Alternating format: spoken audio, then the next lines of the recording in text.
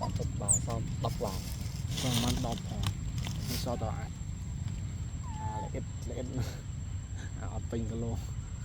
เนาะสลายปูนทำไมก็ห้องพอคุยทอดตัวเองเธอเพลียงติซ้ำเรือรำบ้านอยากภูมิเธอแหละแค่ยังอยู่